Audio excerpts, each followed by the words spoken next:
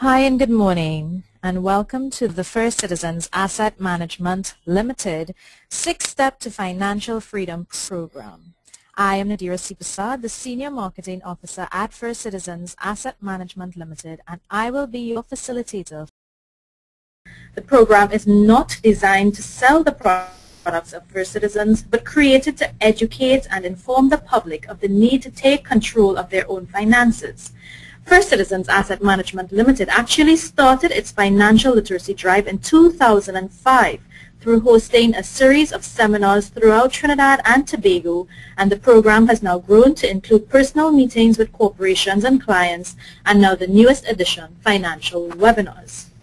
So in discussing Step 2 to Financial Freedom, today's webinar takes a look at the most common risks attached to mutual fund investments, as well as other accounts, your regular savings account, as well as other types of investments.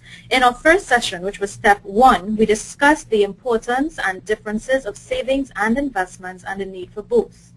Today's webinar will be 30 minutes in length with 20 minutes presentation time and 10 minutes to answer any questions submitted. To submit questions, please type it into the question window in your control panel. This can be seen to the right of the viewing window. If you do not see your control panel, please click on the red arrow to expand. Questions will all be addressed at the end of the session. During today's webinar, there will be 2 polls conducted. After selecting your poll choice, please keep your viewing panel open. This webinar is for informational purposes only. The investments mentioned may not be suitable for all investors.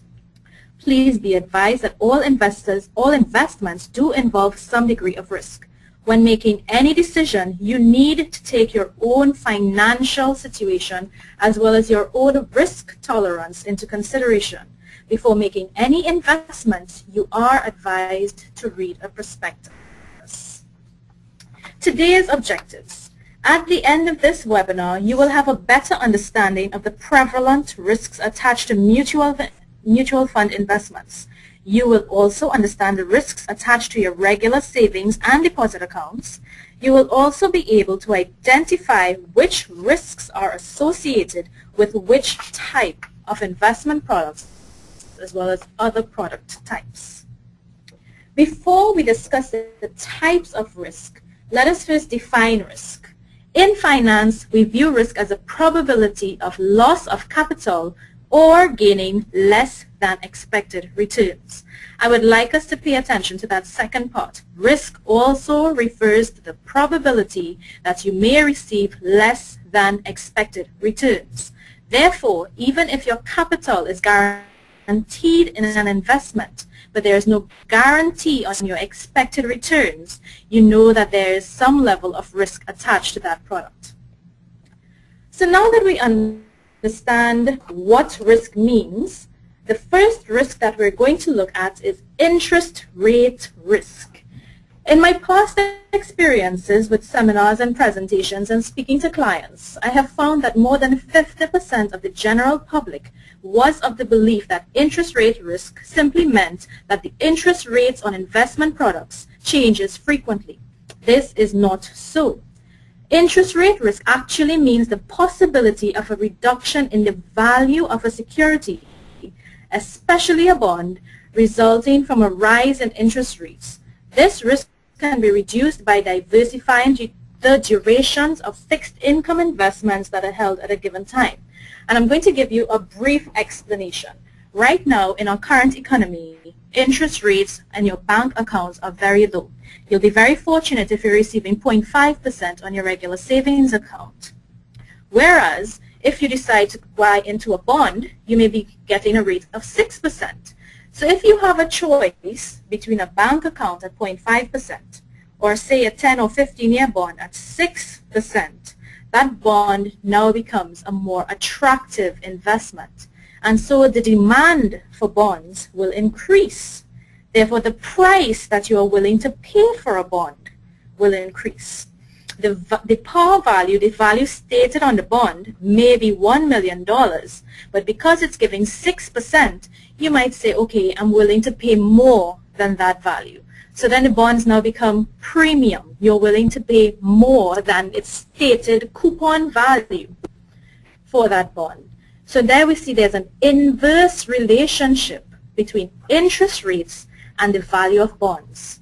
In current times, when the interest rates are low, the value of bonds will be high. Consequently, when interest rates start to go back up, the value of the bonds will start to go back down. So that is why we would have seen that in the past couple of years, where interest rates have been falling within Trinidad and Tobago, the performance of mutual fund investments that were heavily into bonds have actually outperformed all other investment types. For example, the El Scush Fixed Income Fund or even the RBC Royal Bank High Yield Fund has outperformed other types of investments because they invested primarily in bonds in a time when interest rates were low in the economy. But enough about that type of risk. We now look at credit risk.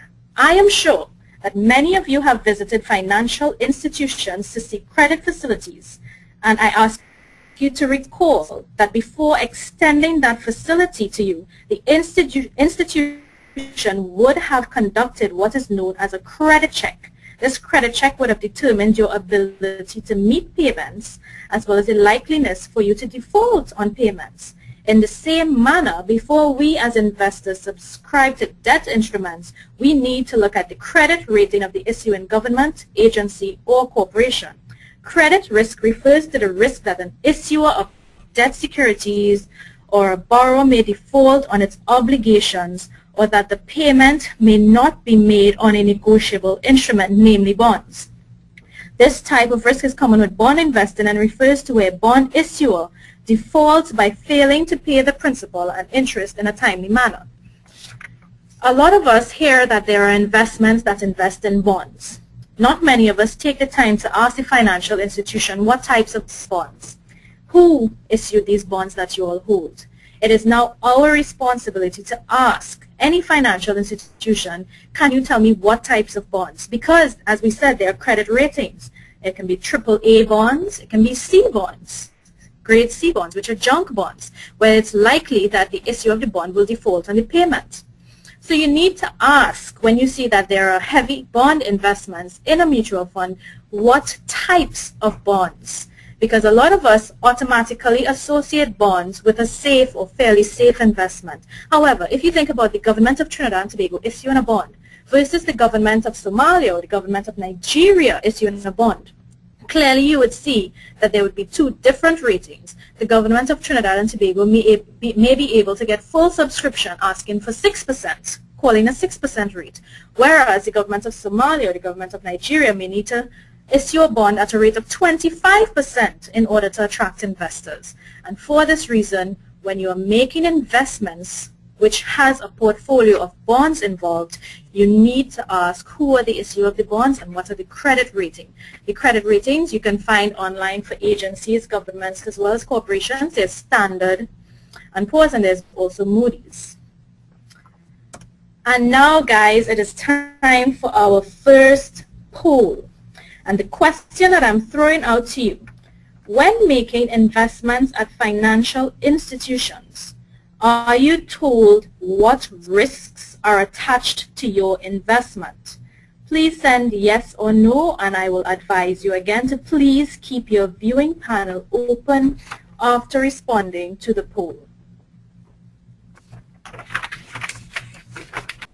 And moving on, we now tackle market risk, which is probably one of the least understood risks in finance. Market risk is a risk that, because general market pressures will cause the value of an investment to fluctuate, it may become necessary for you to liquidate a position during a down period in the cycle. Market risk is highest for securities with above average price volatility and lowest for stable securities such as treasury bills. Market risk is of little consequence to a person who purchases securities with the intention of holding them for long periods. Market risk is also known as a systemic or systematic risk and cannot be diversified. So within your own investment portfolio, I will not advise that you have a large portion of your portfolio within one industry, as this will now mean that there's a high level of market risk attached to your portfolio. For example, if you have over 50% of your investments held in the energy sector, should that sector be affected, you have just exposed more than 50% of your portfolio to the exact same risk. To avoid negative growth in that sector, having a large portion of your portfolio affect a large portion of your portfolio, you should have investments outside of that sector and unrelated to that sector. So although it's a risk that cannot be diversified, it is normally by industry, normally by economy, so you need to find ways to broaden your investment horizon. Market risk is usually associated to investments that include securities that have a high price volatility. This is namely shares. So if it is you see that there's a mutual fund with a large portion of investment in shares, you will know that there is a degree of market risk attached to it. Also, if you see sector funds such as energy funds or real estate funds and so on, where most of the investments fall within one sector, there's a high level of market risk attached to that product. I know we're moving a bit quickly, but we only have half an hour for this session. And for those of you who were with me 2 weeks ago in the first webinar, we spoke about the importance of having investments geared towards hedging inflation for your medium to long-term goals. I had also mentioned that we are now fortunate to be experiencing low rates of inflation as opposed to the past 2 years or even more, where inflation has actually skyrocketed to teenage level over extended periods within Trinidad and Tobago. Inflation risk is the risk that the rate of inflation will exceed the rate of return on an investment. For example, if the rate of inflation is 5% over a 1-year period and the rate of return on your investment is 3%, you as the investor has effectively taken a loss, even though you made a profit in absolute terms. Inflation risk applies especially to fixed return securities, as there is no possibility that the rate of return will increase to surpass inflation. In the last webinar, one of the polls asked, do you think that there are no risks attached to deposit products?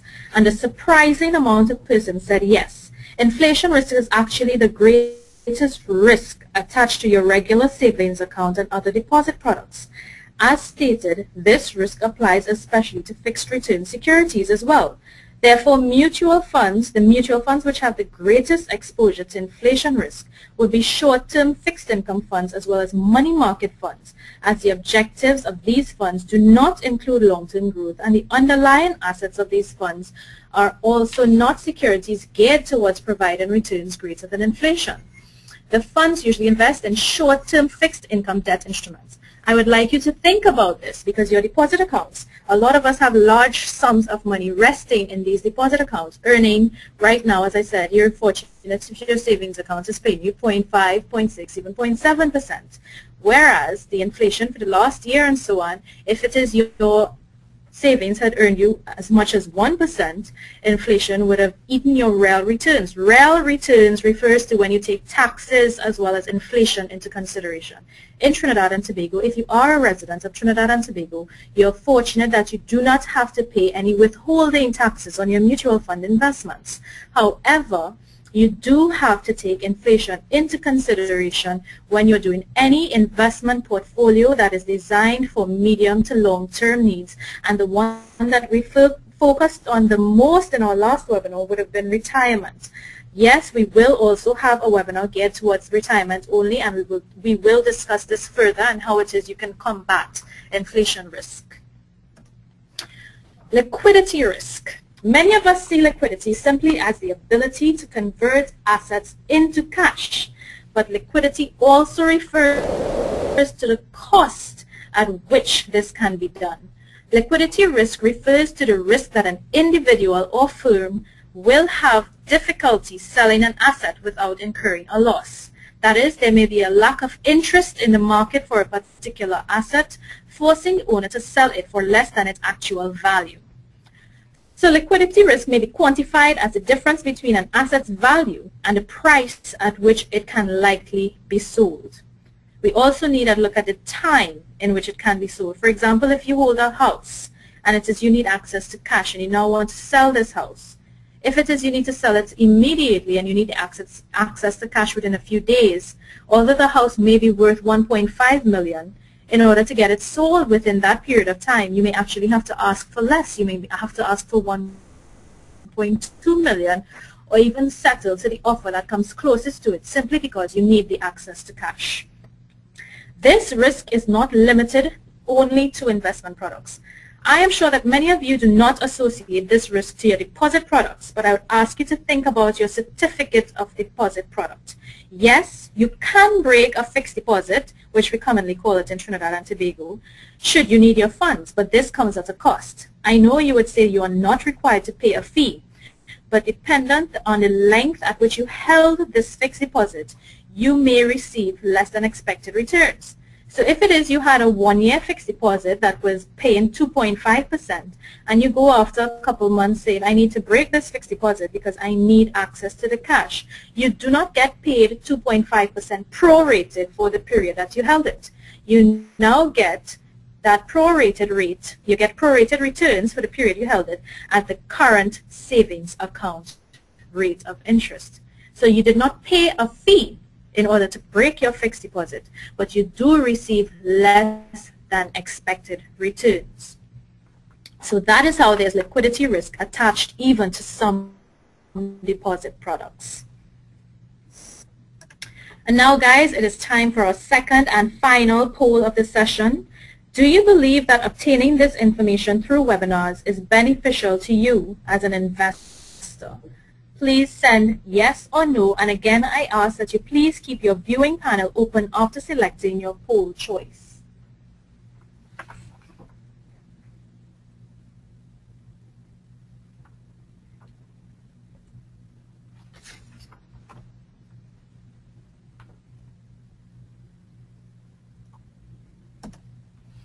And moving on, we come to principal risk. This simply refers to the risk that an investment will decline in value below the amount that you invested. For example, if you buy a security for $10 per share, there's a principal risk that it will decline to $8 per share and never recover. Principal risk is virtually non-existent for bank accounts, which are guaranteed by DIC up to a certain amount. However, it is significant for investments like stocks and to a lesser extent bonds. The risk is attached to investments that have fluctuating unit prices, or as we sometimes call it, fluctuating net asset value per unit, which is the term that you would see in most prospectuses. So this type of risk is attached to those funds such as the Altcoach Fund, such as the Immortal Income and Growth Fund, such as the Reutering products, which all have fluctuating unit prices. Because you may purchase, you may subscribe into the fund today where the unit price is 11.45 and it sounds fantastic. And when you come back in a month's time, you may hear that the unit price has gone down to 11.25, which means that your principal has actually reduced by 20 cents on each unit. So these sorts of products have principal risk attached to it. The products which have a non-fluctuating unit price, such as the Abercrombie and the Paria and the Unit Trust Second Scheme, these products will have very little principal risk attached to it as you subscribe and redeem at the same unit price. So now that we mentioned DIC, Deposit Insurance Corporation, I would now like to give a brief insight on how it works, because one of the polls that we used at the last webinar was, do you believe that the maximum you can get is $75,000? And I actually said that you can gain up to $225,000 in coverage per institution that is registered with the Deposit Insurance Corporation. The insured limit is a maximum of $75,000 for each depositor in respect of deposits held in each insured institution in the following rights and capacities. Single individual accounts. For all your individual accounts, you are insured for up to a maximum of $75,000. Separately, you are insured up to a maximum of $75,000 for your joint accounts. So if it is you hold a joint account with your mother for the amount of, say, $100,000, that account will be insured up to $75,000 with you receiving $37,500 and your mother receiving $37,500 and $25,000 is lost. Should you have a second joint account with your daughter and say that is $50,000, the entire amount is under 75, so it will be covered. Your daughter receives $25,000 and you also receive $25,000 because you have not yet used your entire $75,000. But if you have a third account for $100,000 with your spouse, that again is covered for up to 75. Your spouse receives $37,500, but you may not receive a full $37,500. You receive only $12,500 because you've already maximized $37,500 from the account with your mother, $25,000 from the account with your daughter, and now $12,500 from the account with your spouse to make up your $75,000 coverage. Then you also have a maximum of $75,000 for your trust accounts, irrevocable express trust accounts. And these trust accounts are grouped together. So all accounts held in trust of an individual are grouped together with a maximum of $75,000 coverage. So in effect, you can actually maximize up to $225,000 in coverage from each insured institution. And I would like to express that only deposits held in Trinidad and Tobago dollars and payable in Trinidad and Tobago dollars are insured. So even your regular US and sterling savings accounts and certificates of deposits are not insured. At the end of each of our webinars, we will be featuring one of the products of First Citizens. The product that is being featured today is the Immortal Income and Growth Fund. And why it is being featured is because it's the fund that actually has exposure to quite a few of the risks that we spoke about today. It is a medium to long-term investment product. It has a very balanced portfolio with underlying assets composing of both bonds as well as equity.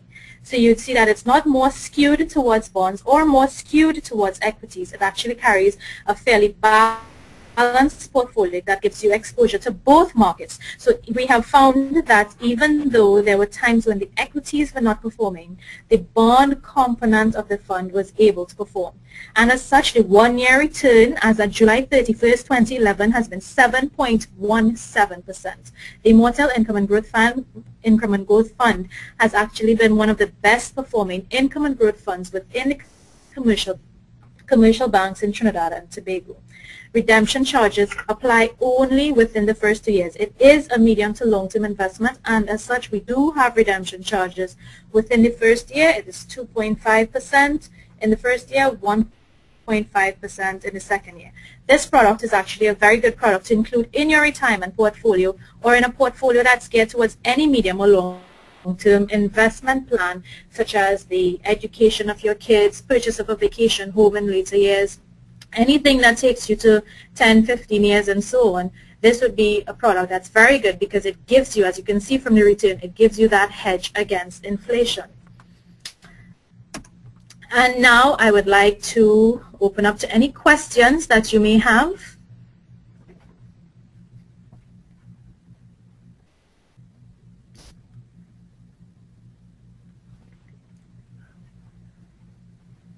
Okay, I am seeing, does FCB, it's First Citizens, thank you, have any sterling accounts? Yes, we do have sterling accounts. We don't have sterling investment accounts, but we do have sterling savings accounts, and we do have sterling certificates of deposits. To start a sterling account, I believe it is 250 sterling dollars that you will have to start this account with. I am also seeing how available are bonds to the public and how are they sold. She mentioned a $1 million bond I've tried several times seeking to purchase. Bonds, when they are being issued, are usually advertised in the newspapers, and you can make a bid towards the bonds. You can do this through Treasury departments within commercial banks, or you can even do this through Central Bank itself. The instructions are normally there. A prospectus for the bond is also there, and you should read the prospectus of a bond that is being issued. before making the decision if it is you want to invest in that bond. I am seeing, is it possible to share the presentation with the attendees by email? Yes, you will see that we have an email address there, investments@firstcitizenstt.com. You can send this. This email address is for my entire department. Someone will respond to you within 24 hours working days, and you will be able to get a copy of the presentation. How does the return on the Immortal Fund compare to similar funds at other institutions, RBC, Reuteren, etc.?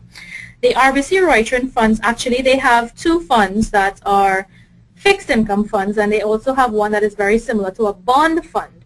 I am not sure, I don't recall them having a fund that it would not be fair to compare the Immortal to their products, as the Immortal, as I said, is a very balanced portfolio. Their high yield income fund with RBC is geared more towards bonds, so it would be a better comparison with the First Citizens Coach fixed income fund. So it wouldn't be fair to make the comparison because there is no product that they offer that is similar to the Immortal. However, the returns on the Immortal, I would say it has been just slightly less than their high yield income fund because, as I said, the bond funds have actually been performing very well in recent times. What is the minimum amount needed to open an Immortal? You can start with as little as $500 TT. Subsequent investments, no less than $100 TT. Are the investment accounts insured under the DIC? No mutual fund investment product in Trinidad and Tobago is covered by the Deposit Insurance Corporation. Deposit Insurance Corporation covers only deposit accounts with the institutions that are registered and insured under the DIC. Is it possible to obtain a hard copy of this presentation and the one before? If you missed it, again, send an email to my department, make the request. If you want a hard copy, you need to provide us with a mailing address and it will be sent or delivered to you. Can you provide the webinar online for later viewing? Within a month or a 6-week period, we will be putting them, we would have an archive on our website and we will be putting the webinars online for those who missed it. At this point, what I'd like to mention is the unit prices of our mutual funds with fluctuating unit prices. The Immortal is currently at 11.23 and the Coach is currently at 12.01. What are the requirements for opening the Immortal Income and Growth Fund account? Same requirements as opening any savings account or regular account at a bank. We ask ideally for 2 forms, valid forms of identification. We accept electoral ID, driver's permit, passports. We also need a proof of address. It does not have to be your name on the statement or on the bill that you bring in, but as long as it has the address that you would like us to use. We also ask for a recent payslip or job letter. What type of risk investment would you advise a novice investor to try? Well, for a novice investor, the first thing is that we wouldn't be looking at just one portfolio or one investment plan. A novice investor, if I'm assuming by novice, they mean someone who's new to it, someone who's fairly young, because I would put them in a different plan for their retirement. If they don't own their own home, have their own vehicle, own family yet, I will need to develop a different plan for that. So it's not just one type of risk that I'll be looking at, because when it is I'm doing your retirement portfolio, I will open up the risk appetite to include equities and bonds. But if it is I'm doing a portfolio to help you meet your goals, such as qualify for a mortgage, get a car within a year times, finish your studies, that sort of thing, I'll be looking more towards getting you into the low risk investments. I am seeing what are the advantages and disadvantages between the Immortal and the Abercrombie. There's actually quite a bit on that. So Maria, I will send you an email with a response to that question. So if I have money in several banks, DIC will cover me in each bank for up to $75,000 as long as that bank, and yes, all commercial banks in Trinidad and Tobago are registered with the Deposit Insurance Corporation. So yes, you will be covered with each bank for $75,000. For those of you who would actually like to get a soft copy of the DIC booklet, send us an email and we will send you a copy of the booklet, soft copy, which gives you working examples of how to calculate your benefits. How easily can I convert from Abercrombie to Altcoach? If you already have, yes, it can be done online, but what I would advise is if you already have an Abercrombie and you want to convert, again, send an email to my department and we will arrange to have it done, because we are the marketing team for the asset management company that handles all mutual fund investments in First Citizens. What was the return on the retirement provider for last year? We declared an interest rate of 4.5% on the retirement provider for the year 2010. Where can we get a breakdown of the current investments of the funds? If you go online, www.firstcitizenstt.com, you will see we have our unit holders report online. The unit holders report will give you a breakdown of how the underlying portfolios of the investment funds are. It also lists some of the top investments for each product. What type of investment would I advise for a person between ages 30 to 45? I would ask that person to, again, contact me, because it all depends on what it is you plan to do. How soon do you plan to retire? What you've already covered within your life and what it is you plan to achieve still. What is the relationship between your office and FCIS? First Citizens Investment Services is now part of the First Citizens family, and we manage the mutual funds, and they offer brokerage services as well as their own products. So it's two very different types of investments, but together we would be able to provide an entire portfolio for customers. So yes, we do work hand in hand with each other, especially on when we go to conventions and so on. I had an Abercrombie account for the past 2 years and do not see much growth. Would you advise that I terminate it? The Abercrombie fund, ideally, as I said, is a parking spot. I normally advise customers to use it for two things: an emergency fund, because it gives you easy access, plus it gives you returns above deposit accounts, and also to use it as a parking spot while you shop around for other investments. But before I can advise you to terminate it, we need to see if it is you're willing to take the risk. The Abercrombie is ideal for customers who are not willing to take risk. If you are not comfortable with risk, you will stay in this sort of product. If it is you are willing to take on additional risk in order to get additional growth, and if it is you are looking for growth over an extended period of time, because I wouldn't tell you to take the Immortal Fund if you're looking for growth in a 2-month period. If it is you tell me, okay, looking for growth in a 3 to 5 year period, then I'll say, okay, we need to get you some different products, and we'll look at what there is in First Citizens, what there is outside of First Citizens, and then we will see what it is we can do to assist you. So I said, for all of you, if it is you want more detailed answers to your questions, feel free to send an email, investments@firstcitizenstt.com. If you wish to contact me, I am nadira.cprasad@firstcitizenstt.com. What will be the best saving investment for an individual 25 to 30 looking for growth?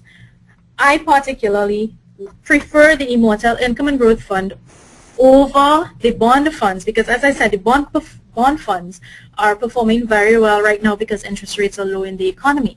However, when interest rates start to rise in the economy, these products, their returns will start to slow down and stabilize, whereas the Immortal, which is balanced, which gives you exposure to both the bonds as well as the equities, I will advise that. But for someone who's looking for growth at that age, I'll also say if they're comfortable with risk, you can actually go to a brokerage service and go and try your hand at the stock market itself. But again, this is not for you to decide what stocks you want to invest and so on. You have to look at company risk, which is one of the risks that we didn't mention here, but you need to get sound advice from a financial planner who understands the stock market, who will be able to explain to you how it works, how to assess the risks attached to different types of shares, because there are some shares where basically you know that you're not looking for growth, but they have a strong dividend payout, whereas there are some shares with emerging companies where you know don't expect much dividends, but you're going to get a lot of growth over a time period. So all of these you'll need to understand when you look at that option. Unfortunately, that we have already extended over our 30 minutes. I thank you all very much for being with me. Again, I'm Nadira Sikasad from First Citizens Asset Management Limited, and I thank you for being with us. And our next webinar will be held on August 24th at 1 p.m. And I do look forward to seeing you all with us there. We're having you all with me again. Thank you very much and have a good day.